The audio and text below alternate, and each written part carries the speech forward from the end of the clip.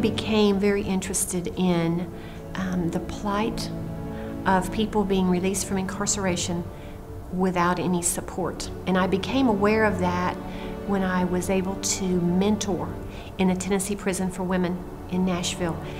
So I got involved with that initiative, began mentoring in TPW on a Monday night, had to be inside the gate by 6, not 6:01, but 6.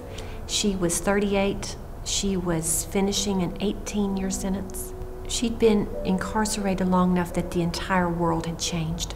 You would think if you've served that much time, your immediate emotion, and probably the one that would just be overwhelming, was just joy. Oh, freedom. No.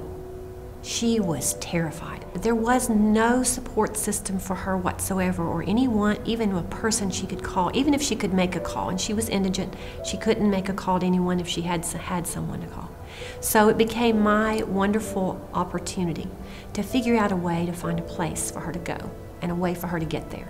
I began to look in Rutherford County, where I live, for the reentry programs. I knew there had to be a place where those people went for help. And yet, when I started looking, nothing came up. Well, that can't be. I knew that couldn't be. I thought, well, I'll call Corrections. They'll know if there are those places. I said, just wanted to know about the reentry collaboratives in Rutherford County. I would like to volunteer.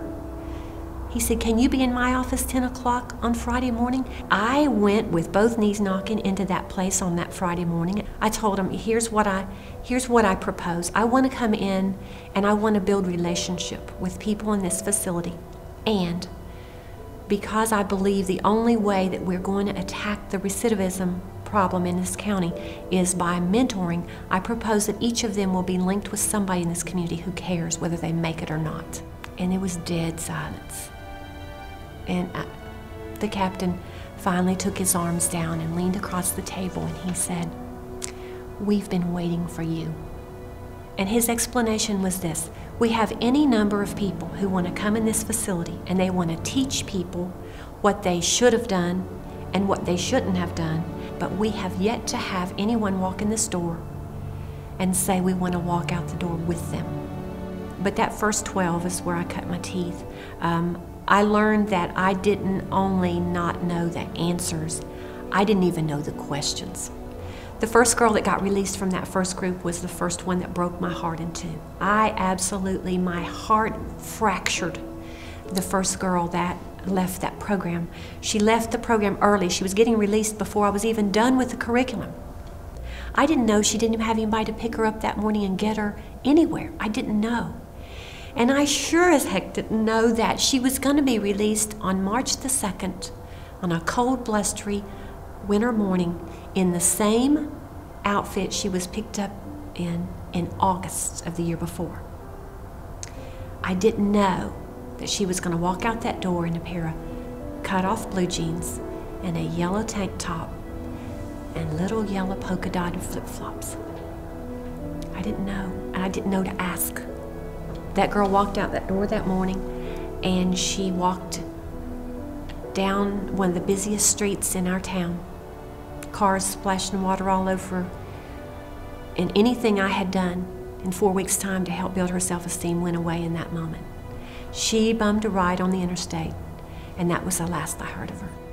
It was March the 2nd. It was an amazing coincidence that 2 years later, on March the 2nd, it was a Saturday morning, I was sitting on my couch at home, scanning Facebook, and her picture popped up. And it was her friends making posts saying, "You left us too soon." She had been in a car, a truck actually, with a person who was here in the country illegally. Police pulled in behind him. He panicked. He was driving at an inordinate amount of speed and wrapped that little pickup truck around a tree. She was ejected and she died face down in the mud. And on my watch, I was never going to let that happen again. Ever. It's not that good people don't want to help. They cannot figure out how to get their arms around it. This is a big problem.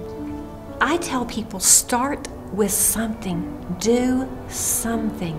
You can do something. And the best way to do that is to go to the correctional facility and say, what do you need? What could we do to help? People ask me all the time, what is your goal? What is your goal? You know you're not going to save everybody. And I just have learned to say the goal